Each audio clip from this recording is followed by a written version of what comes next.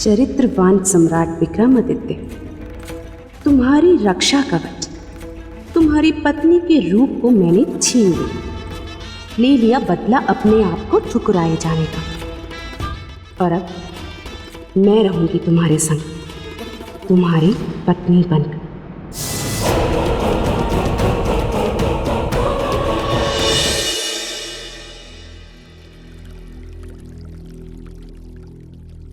बेताल, चौंक गए ना राजन। देवी, आगे की कथा मैं सुनाता हूं। तो राजन, अब देखना यह है कि कैसे महाचतुर चिड़िया प्रियंवदा, जो रानी चित्रलेखा बन चुकी है, अपनी अगली चाल चलती है, और कैसे बेचारी गाय जैसी सीधी सादी महारानी, जो विश्वास में आकर अपना रूप प्रियंवदा को दे चुकी है, और मुसीबतों में गिरती चली जाती है। लाइए देवी, अब हमारा रूप हमें लौटा दीजिए।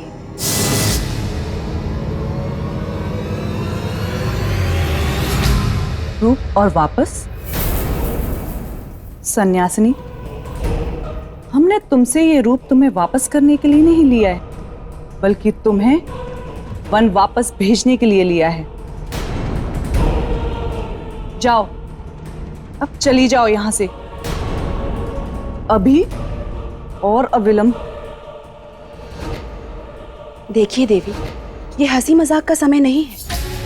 आपने कुछ क्षण के लिए हमारा रूप लिया था।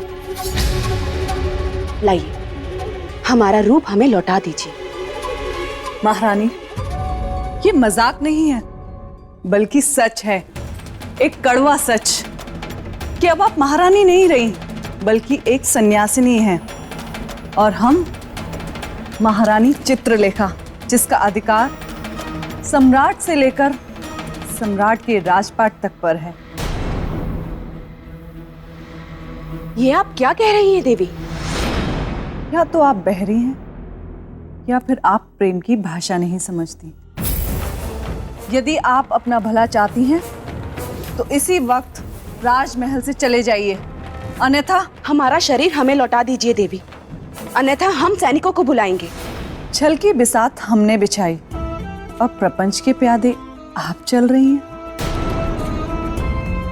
विरामहेर जी, विरामहेर जी, विरामहेर जी,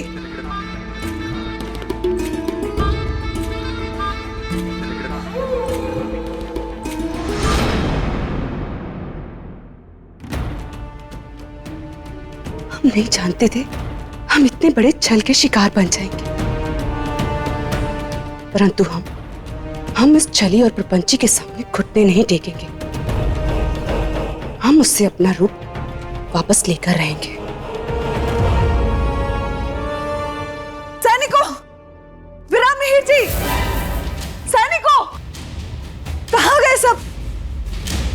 क्या हुआ महारानी? विरामहेर जी, उस सन्यासिनी को शीघ्र ही बाहर कर दीजिए। हमसे बहुत बड़ी भूल हो गई, जो बिना कुछ सोचे समझे उसे अपने कक्ष में लेकर गए।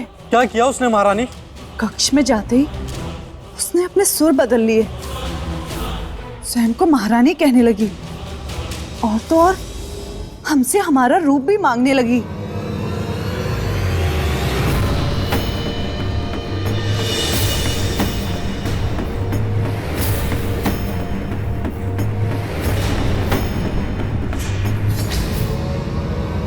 हमें हमारा रूप वापस दे घातिनी, अन्यथा हम तुम्हें जीवित नहीं छोड़ेंगे। राजदंड देंगे तुम्हें। सैनिकों, बंदी बना लो इसे।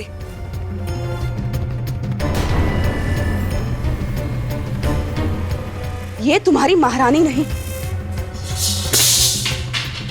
हमारे वेश में एक बहरूपिया है।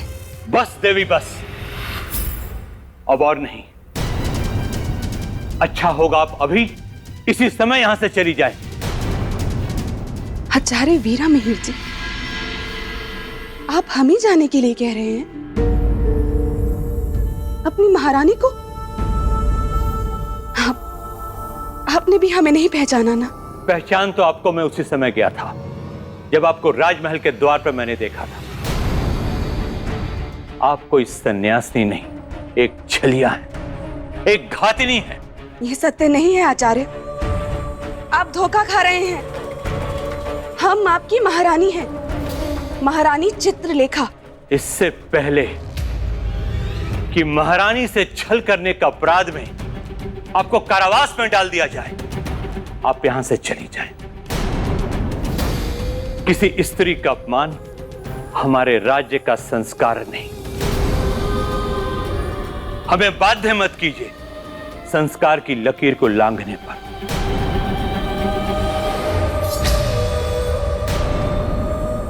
पर मिहिर जी, इससे बहस मत कीजिए और इस संकट को तुरंत ही राजमहल से दूर कर दीजिए, बस। कहीं नहीं जाएंगे हम। जब तक सम्राट वापस नहीं आ जाते, हम कहीं नहीं जाएंगे, ना इस राजमहल से और ना ही इस राज्य से। देवी, एक प्रश्न मेरे मन में होता है कि परीक्षा तो सम्राट विक्रमादित्य की थी, तो फिर उनकी पत्नी चित्रलेखा के साथ इस प्रकार का छल और उन्हें इस तरह पीड़ा देना कहां तक सही था? राजन, ये आपने कोई नया प्रश्न नहीं किया है। यही प्रश्न इंद्रदेव ने भी ऋषिवर से किया था और उनका उत्तर था कि सम्राट विक्रमादित्य की वास्तविक परीक्षा का आरंभ अब हुआ है। हम सत्य कह रहे हैं, हम आपकी महारानी हैं, हमारा विश्वास कीजिए, हम सत्य कह रहे हैं। चरित्रवान विक्रमादित्य, पतन हो गया तुम्हारे चरित्र का, क्योंकि अब तुम्हारी पत्नी चित्रलेखा नहीं, प्रियंवदा है। अब देखती हूँ कि कैसे करते हो अपने चरित्र की रक्षा।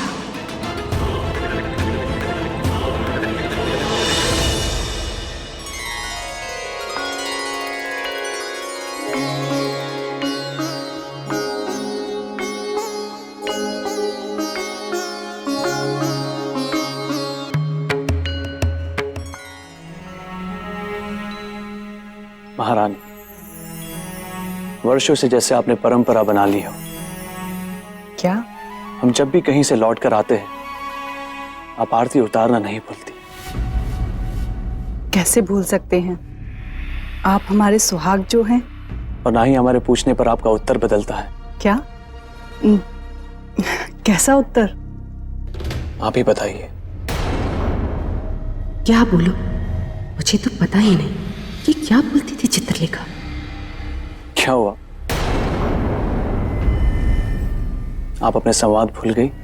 नहीं नहीं सम्राट, हमें तो अच्छी तरह से याद है। बस हम तो यूं ही आपकी प्रेम की परीक्षा और आपकी स्मरण शक्ति की परीक्षा ले रहे थे। अब आप हमारे उत्तर को दोहराएं तो जाने।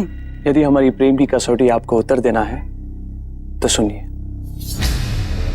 आप हमेशा हमसे एक बात कहती है, हम आपकी आरती नहीं नजर उतार रही है। तो गलत थोड़ी कहते थे।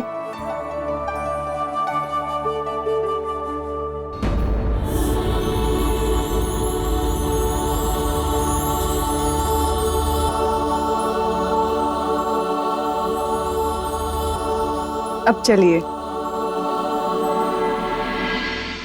महारानी,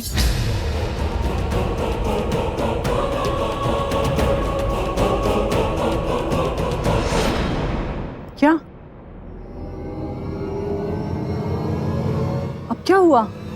कुछ भूल रही हैं आप? क्या बोल रही? कहीं ऐसा ना हो कि मेरा भेद खुल जाए। चित्रलेखा को राज्य से बाहर निकालने से पहले मुझे उससे सब रीति रस्मों को पूछ लेना चाहिए था कि वह क्या क्या करती थी और कैसे कैसे करती थी। भारी भूल हो गई। अब क्या करूं?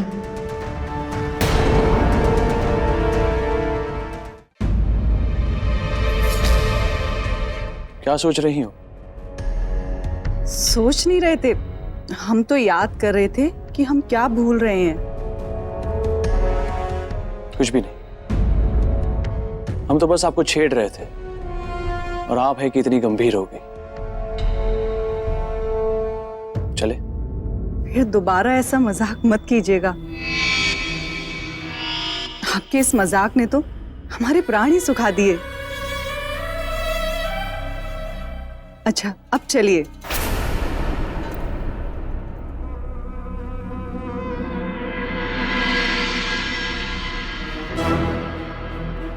आज कुछ असामान्य सा व्यवहार है महारानी चित्रलेखा का। आज से पहले तो ऐसा कभी हुआ ही नहीं कि हम कहीं बाहर से आए हो और हमारी आरती उतारने के बाद उन्होंने हमारे चरण ना छुए हो। मना करने के बाद भी हट करके छूती रही। किंतु आज तो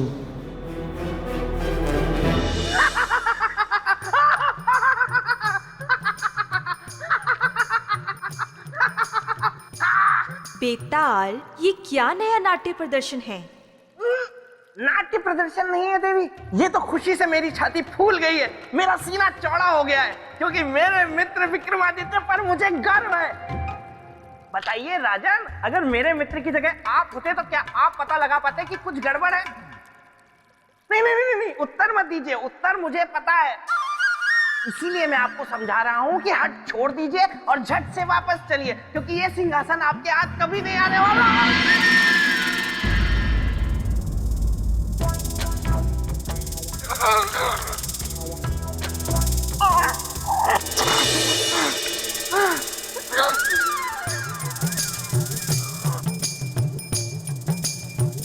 लगता है प्रेतलोक में सौंदर्य लेखा आ गई है और अपनी बुआ की दी हुई खेचन शक्ति का प्रयोग कर लिया है उसने। देवी, इस बात में तो कोई संशय नहीं कि मित्र हो तो बेताल जैसा। देखिए ना, आज भी मित्रता का धर्म निभा रहा है।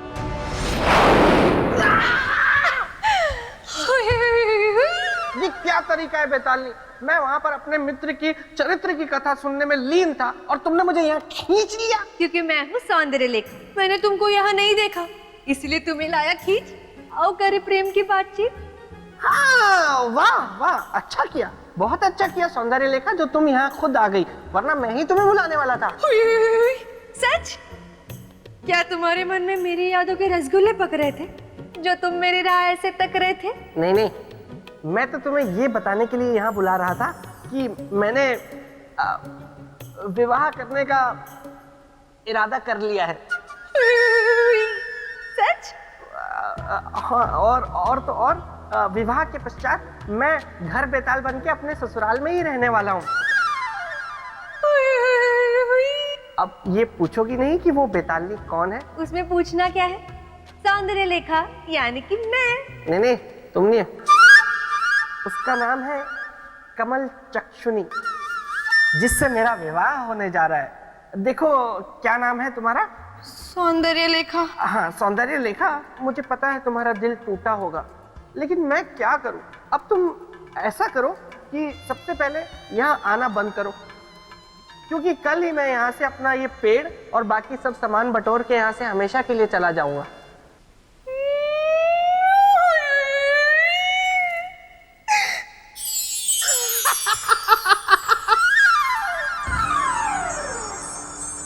देवी, सम्राट विक्रमादित्य के मन में संशय तो आ गया, किंतु उसके बाद उन्होंने क्या किया?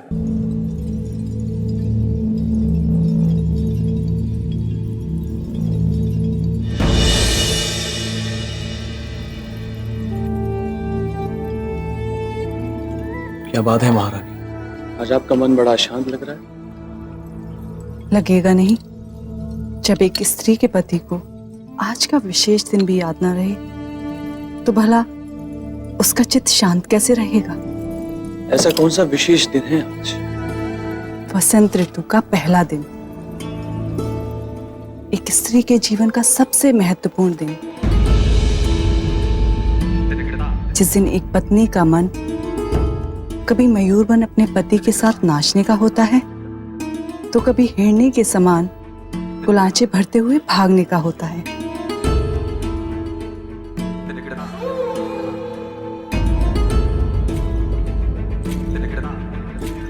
और एक आप हैं।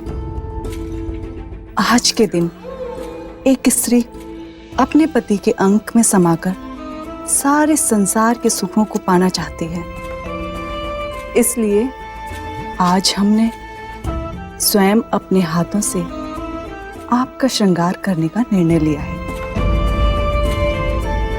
और अपने जीवन में वसंत ऋतु के स्वागत का निश्चय।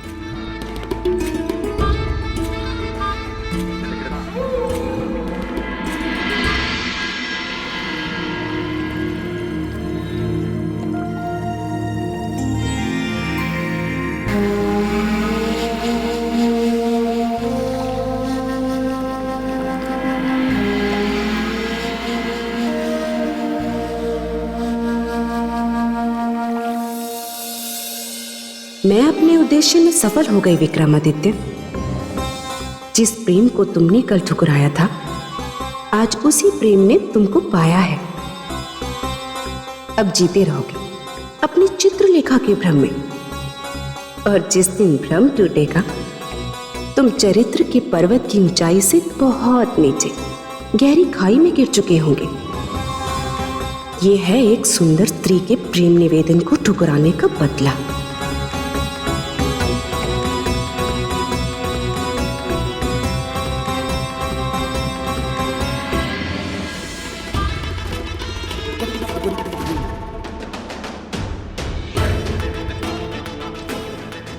सम्राट विक्रमादित्य, अपने जिस चरित्र पर तुम्हें बहुत गर्व है, जो चरित्र ऋषियों और देवताओं के बीच चर्चा का विषय बना हुआ था, आज मैं प्रियंवदा उस चरित्र को सदा सदा के लिए मिटा दूंगी।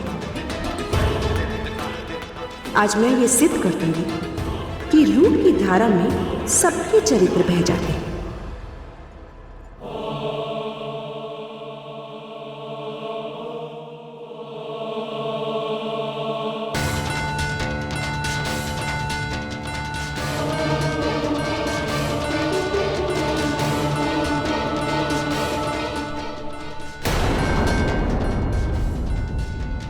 ऐसा क्यों लग रहा है कि ये महारानी चित्रलेखा नहीं, कोई और है?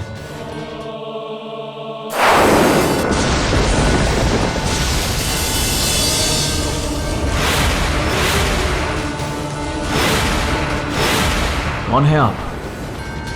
आपकी पत्नी चित्रलेखा सम्राट। नहीं, झूठ बोल रही हैं आप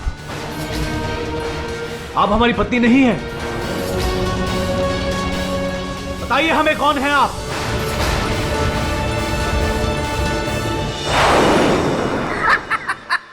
देखा राजन, बड़ी आई मेरे मित्र को उल्लू बनाने चली थी, जबकि खुद के तोते उड़ गए। शांत रहिए बेताल। तो राजन, क्या किसी मनुष्य के चरित्र में इतनी शक्ति होती है कि वो एक स्त्री के रूप के सामने अड़िग रहे? देवी, जिसकी आत्मा जितनी पवित्र, निर्मल और साफ होती है, उसका चरित्र उतना ही अडिग होता है। तो सम्राट विक्रमादित्य को ये कैसे पता चला कि वो उनकी पत्नी नहीं थी? बहुत ही खतरनाक प्रश्न है ये, लेकिन मैं विक्रमादित्य का मित्र हूं, इसीलिए मुझे पता है।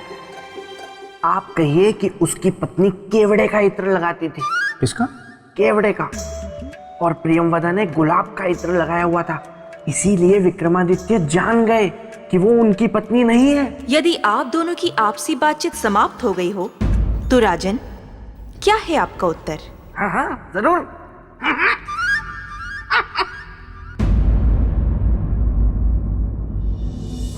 देवी, स्पर्श से। स्पर्श से? हाँ देवी। किसी को पहचानने की ये कैसी विधि है राजन? प्रेम मन से मन का मेल, स्पर्श का नहीं। इसीलिए जब प्रियंवदा ने सम्राट विक्रमादित्य को स्पर्श किया, तो सम्राट विक्रमादित्य के मन ने उस स्पर्श को स्वीकार नहीं किया। अपने मन की आंखों से देखने वाले और अपनी आत्मा की आवाज सुनने वाले को भला कौन धोखा दे सकता है देव?